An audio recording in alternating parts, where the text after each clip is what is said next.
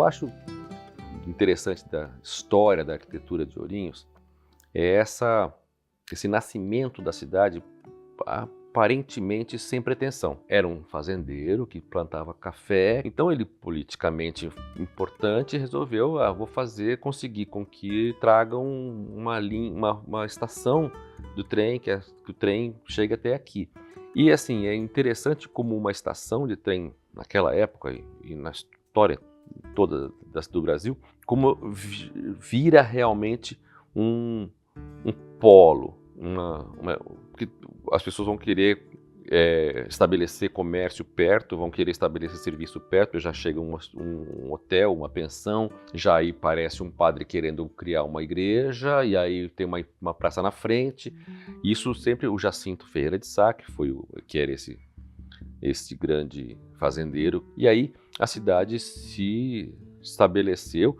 E era uma arquitetura, na época, a arquitetura prática, né, que a gente chama de vernacular, que era simplesmente uma arquitetura, fazer uma casa aqui, faz uma casa com quantos quartos precisa, um comércio como precisa, sem uma preocupação estética. Apenas depois, quando começou a se estabelecer os mais bem-sucedidos, para se diferenciar dos menos bem-sucedidos, e aí também começou a aparecer a diferenciação de qualidade da cidade, o bairro para cima da linha, quer dizer, de frente para a ferroviária, era diferente dos bairros para baixo da ferroviária, quer dizer, para as costas da estação ferroviária. E aí a cidade foi se desenvolvendo com essa dinâmica, e apareceu uma vila mais próximo das olarias, que é a Vila Odilon, e aí tinha um caminho longo de terra para chegar, e aí então a cidade começou a ter 2 centros, né? A Vila Odilon tinha até um centro comercial, que tinha correio, tinha banco, tinha farmácia, os serviços que precisavam, isso ao longo da história, né? E a arquitetura continuou sendo vernacular, e só quem tinha um pouco mais de poder fazia casa maior.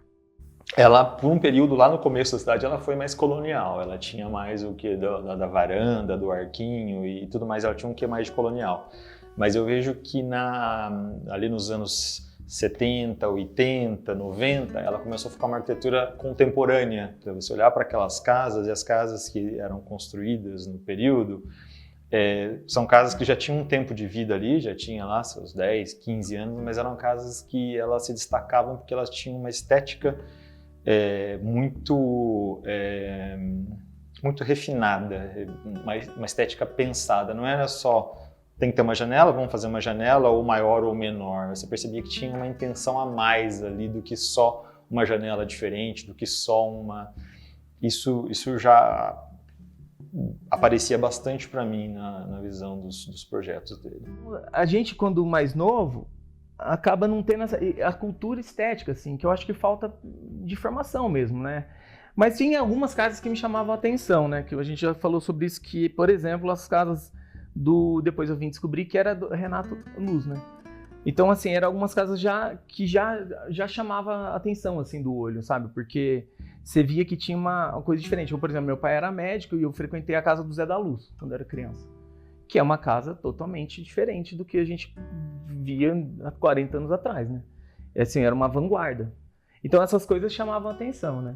Por exemplo, eu lembro também do prédio que hoje é o prédio do Santander, que hoje a gente sabe que é brutalista, que também depois a gente foi descobrir que é do Tosi, que é um arquiteto que acabou fazendo vários prédios.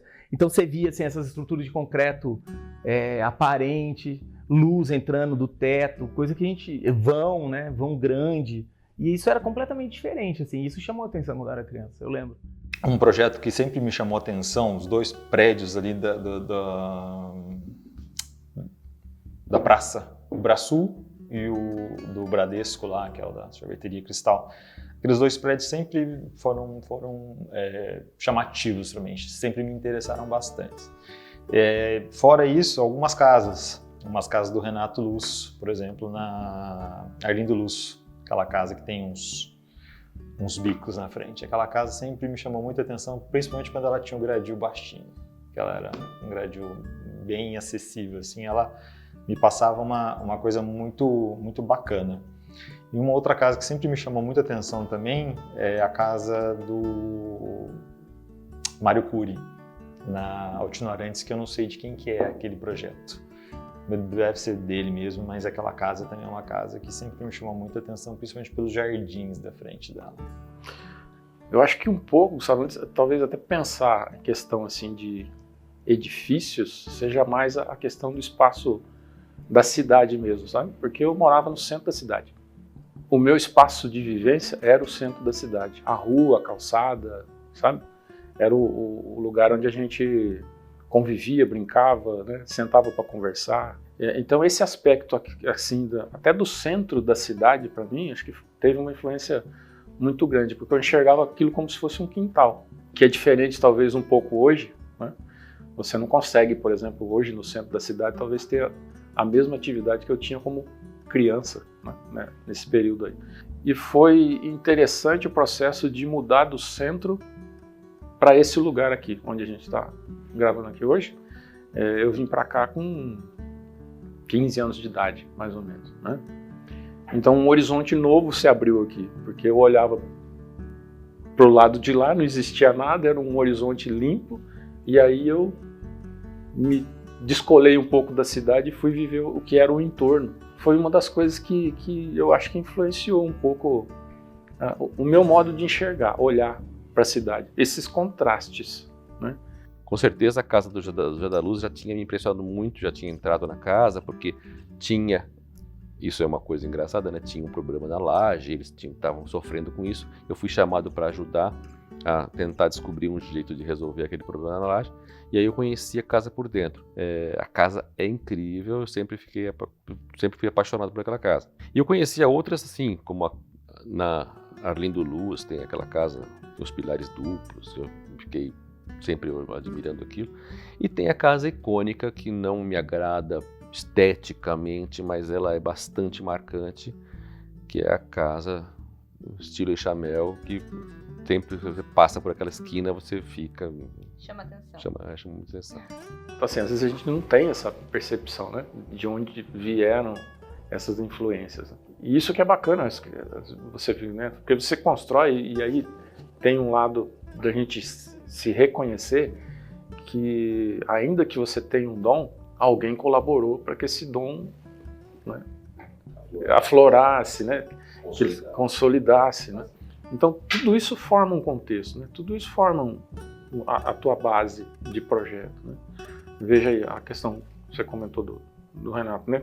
O que ele não deve ter visto em São Paulo, né? Qual foi a experiência dele, né, junto de grandes escritórios, como é que aquilo construiu a mente. Eu me vejo assim como um menininho, o olho estalado desse tamanho assim, enxergando todo aquele processo, aquela dinâmica, o pessoal trabalhando, fazendo aquelas obras, né? Ele trouxe essa experiência de lá, colocou numa cidade que de repente todo mundo começou a olhar, né? Falava, o que é isso aí, né? Como é que é esse negócio, né? O que está acontecendo aqui? Nossa, diferente, né? Mas o cara pensou nisso, né? Então, veja a importância, né, de às vezes uma obra, né, bem pensada, bem feita, e que no momento, né, da história da cidade ali, meio que virou uma chave, né? Ah, meu filho, fui casada há 56 anos com ele. 56 anos. Eu tinha 22 anos quando eu casei. Também ele foi assim uma pessoa, sabe assim, ele não era assim uma pessoa que levava tudo ferro e fogo assim, sabe assim como. Ele vai levando. Eu acho que foi autodidata, né? Sim, sim. E como foi ser filha de um homem tão criativo, tão fora do tempo dele? Pra mim é um orgulho, sabe? Assim, sempre foi muito humilde, sabe? Nunca quis nada além do que ele recebia muito. Eu acho que ele sempre foi humilde. Não era muito assim, ambicioso demais, sabe? Assim, na parte de financeiramente, assim, falando. Ele não era. Ele usava mais assim, inspiração, amor por aquilo que ele fazia. Não via só lucro, só essas coisas, sabe? Essa parte de... Uma pessoa meio difícil às vezes também, não é perfeito, ninguém é perfeito, né, claro. Mas ele deixava a gente livre, sempre deixou a gente, sempre, cada um fez o que quer, assim, minhas irmãs, uma viagem, eu viajei, a minha outra irmã casou cedo, e assim, ele era muito de liberdade nesse ponto. Tinha o lado dele, é meio assim, até estranho, né? Rígido e era liberdade ao mesmo tempo, não conseguia segurar ninguém. Eu havia me casado há pouco tempo e tinha a intenção de construir uma casa para ser minha morada. E na época, o Renato fazia parte daquele grupinho que a gente sempre se encontrava e ele era o renome na arquitetura de Ourinhos. Algumas casas que ele havia projetado, a casa que ele fez e que realmente criou um impacto muito grande, que foi a casa do seu Delfino Tossi. A casa era uma casa, a beleza, o jeito, a modernidade da casa chamava atenção, porque era um estilo totalmente diferente dos padrõezinhos que tinha em Ourinhos. E isso aí, o ego do Renato explodiu, entendeu? Então, daí por diante, a casa do Dr. José da Luz aqui atrás também, projeto dele diferenciado até hoje. A obra foi do Renatinho, como ele era chamado. Era uma fera, brigava com todo mundo, entendeu? Mas ele queria impor aquela coisa que ele tinha dentro no espírito, na alma, no corpo magrelo. Era o Renato Luiz. Tinha obra para tudo quanto é canto, assim, as obras mais importantes que tinha na cidade. Ele dava um jeito de participar, porque ele gostava do que fazia e ele realmente não tinha diploma, não era arquiteto, não era engenheiro, não era nada.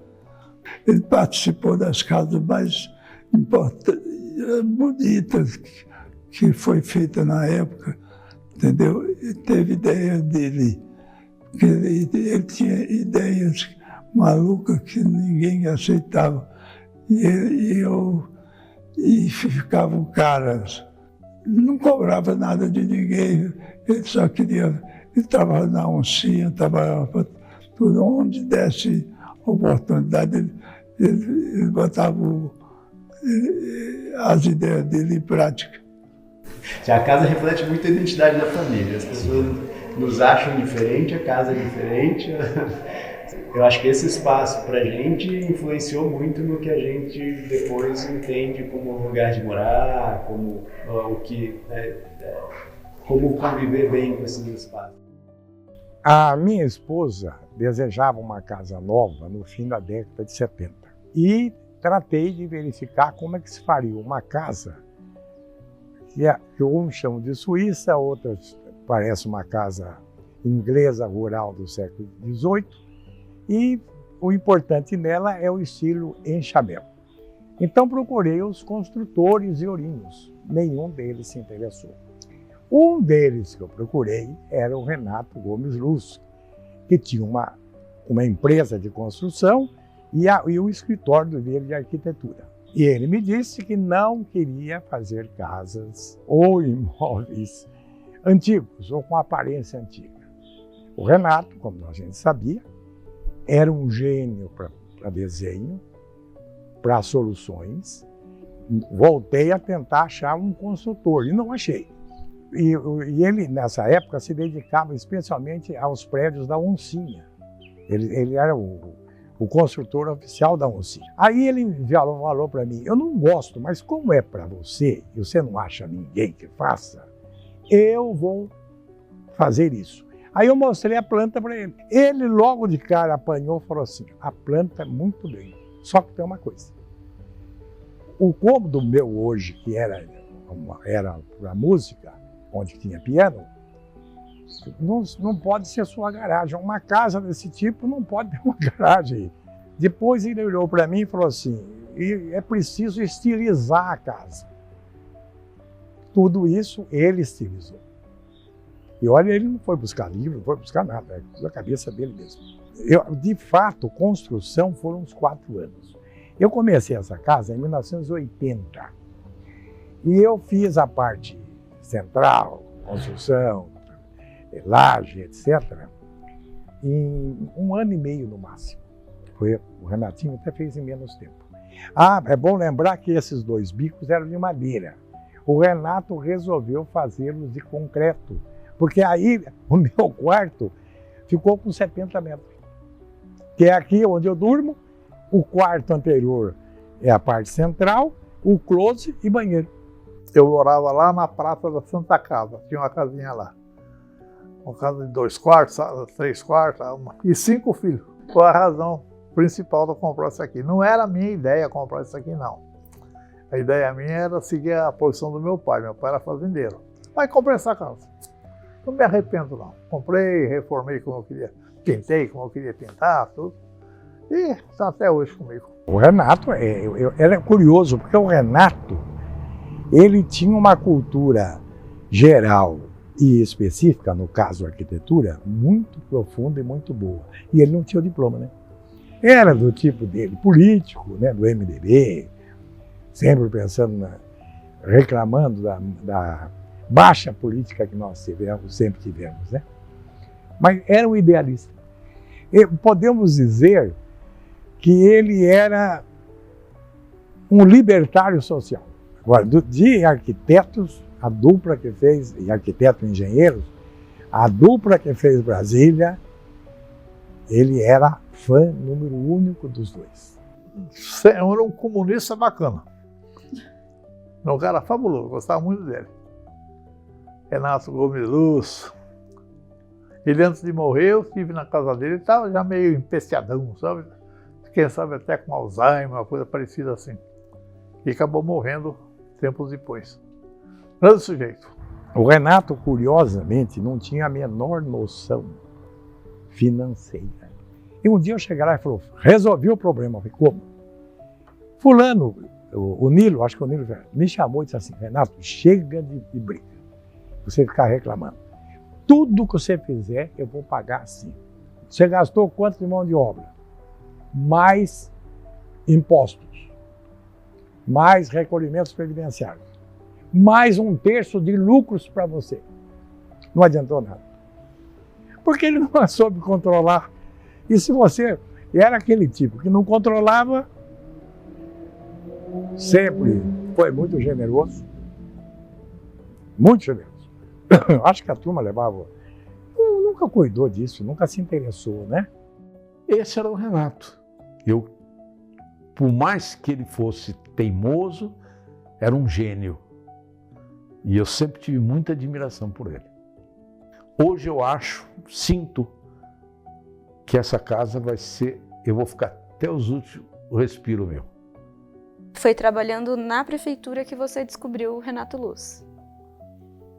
Você já o conhecia? Já sabia o que ele fazia? Essa minha história com o Renato Luz é bastante impressionante, porque eu não conhecia. Eu falo assim, eu estava num momento, aos meus 40 anos, 2005, eu estava num momento assim, de auge. Eu era o coordenador do plano diretor, então eu estava com a bola, vamos dizer assim, a bola cheia. Essa vaidade acabou me levando ao primeiro conhecimento com o Renato Luz, que foi quando ele fez uma crítica no jornal aos planos diretores de cidades pequenas, e eu respondi falando que ele estava errado. Na verdade, ele não estava nem certo, nem eu estava certo. Os dois tinham seus pontos de vista. O que foi errado foi o jeito que eu falei com uma pessoa que eu não conhecia, depois eu vim conhecer e vim a saber que ele tinha essa visão sonhadora, esse lado visionário dele, entre louco e gênio, e era normal que ele visse aquilo daquele jeito, naquela hora. Sinto muito, inclusive, por não ter tido tempo de sentar com ele e falar, pedir desculpa por ter feito essa, entre aspas, grossura. Mas quando eu conheci pessoalmente as obras, os quadros, fim saber quais eram as casas que ele tinha feito, realmente eu falei, esse cara é genial. Até foi umas discussões grandes que davam na época, né? Pela questão dele essencialmente não ter a formação de arquiteto, né? Mas eu percebia, e tem uma obra que é muito icônica, né, que é do Zé da Luz, lá atrás ali da avenida lá que passa ali pelo Colégio Técnico, né, um pouco para frente lá, se discutia muito essa questão das obras dele, né, ele tinha uma personalidade bem forte, né, bem característica dele mesmo, então eu acho que até isso ele passou um pouco naquela obra lá em si, né, essa especificamente é a que mais me chama a atenção ali. É até interessante você pensar assim, né, puxa, qual foi a base, né, que ele teve naquele momento, como é que isso instigou? Então assim, eu não conheço realmente essa história para trás, mas se eu pensar, né, eu vejo muito um dom mesmo, né, que a pessoa teve, claro, em algum momento viajou, né, percebeu, viu, né, então assim, traz essa bagagem, né, e quando você traz isso e isso está associado a um dom seu, dá certo, né? As profissões hoje elas se estruturaram, né? Em termos de conselhos, tal, esse tipo de coisa, e que buscam trazer o melhor profissional para o mercado, né? Para que ele realmente tenha a melhor formação em termos disso. Hoje a gente percebe que o processo, por exemplo, assim, de projetos, né, ou de construções, eles têm muitas demandas sobre aspectos legais, né, de projeto.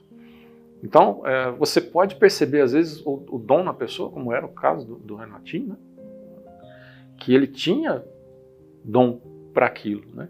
Ele não tinha formação para aquilo, mas eu sei até que acho que tem um caso de um arquiteto japonês, que ele não tinha a formação e, assim, o país em si, né, Japão, reconheceu ele, tipo, honoris causa, né, que acho que é o nome, como um arquiteto. Eu lembro que das que eu conheci, o negócio do vão, né, assim, dessa parte que eu acho que é a grande diferença do modernismo, né, assim, essa coisa do vão livre, assim, né, da fluidez espacial, assim.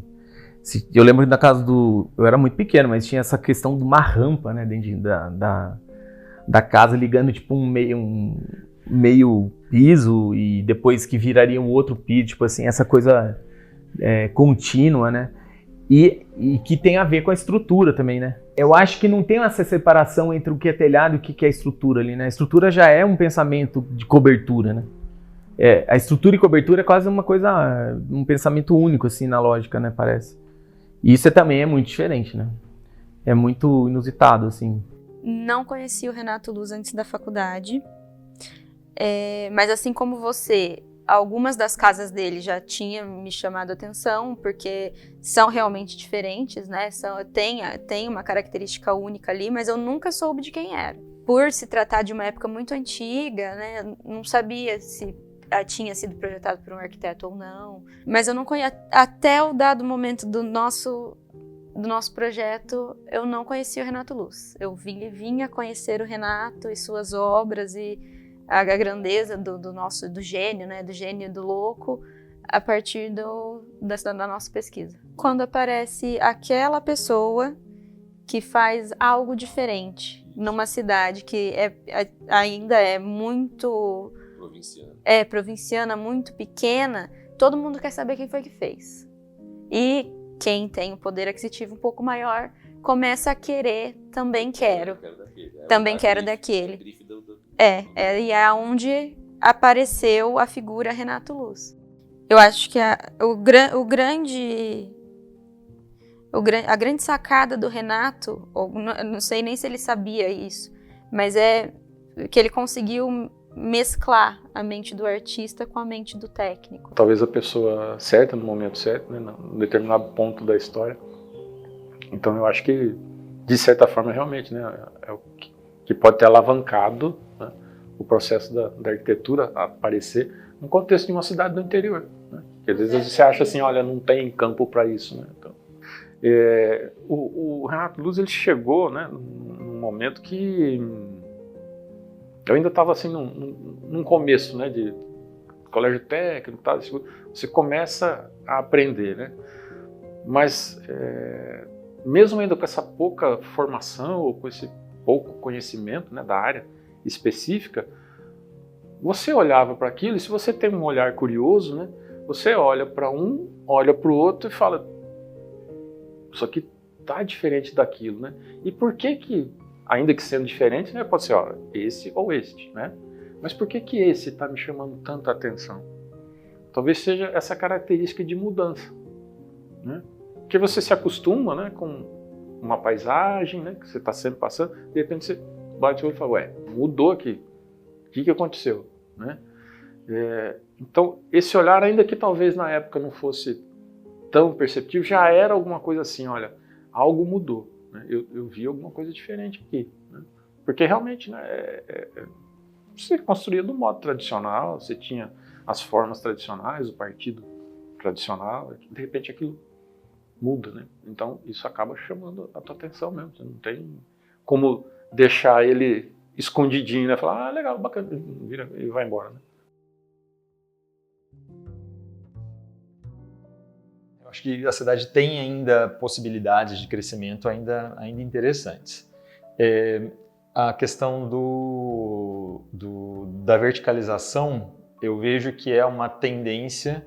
Ourinhos ainda eu vejo que engatinha um pouco nisso, ainda tem uma cultura, provavelmente por traumas acontecidos lá nos anos 90, as construtoras todas que quebraram e tudo mais. Então, eu acho que isso deixou as pessoas um pouco com um trauma disso. Vai ficando tudo mais distante, as pessoas não querem morar mais tão distante, elas querem uma proximidade. Então, quando você pega uma área de terreno que vale X e você fraciona aquilo por N unidades e tudo mais, então ela acaba sendo interessante. As cidades pequenas e médias estão ficando muito ruins, né? Num certo sentido, que é o qual? É a quantidade. Os centros estão começando a ficar de novo assim, inacessíveis, né? Porque cortaram todas as árvores, não tem caminhabilidade nenhuma, é um calor infernal. Constrói-se os shoppings, que acaba sendo interessante, mas assim, exclui totalmente a questão urbana. E porque a gente compara com cidades tipo europeias, né? Tem várias cidades que a cidade acontece. Aqui, e aí a lógica disso também são os condomínios fechados, né? As cidades acabam ficando completamente ilhadas, assim, né? Que vem um outro, que faz parte dessa lógica, acesso público, por exemplo, dos rios, assim. O Ourinhos tem um rio maravilhoso, que é o Paranapanema, tem vários acessos que são lindos, todos privados. Tem que conhecer o amiguinho, não sei o que, ou pular a cerca lá no paredão para ir ver o rio. Tipo, entende essas exclusões? Isso eu acho que muito mais problemático do que essa discussão se o mercado é bom ou ruim, entende? E esse problema de não caminhabilidade do centro, hoje, vai gerar um problema de tráfego enorme daqui pouquíssimo tempo. Não tem mais onde parar carro. E carro é assim, né? Quanto mais se alimenta, mais tem. E não adianta você fazer prédio de estacionamento, bolsão de estacionamento, não adianta. Você precisaria ter um tipo de caminhabilidade, melhorar a condição de chegar a pé no centro. Eu acho que hoje as pessoas elas já estão mais conscientes.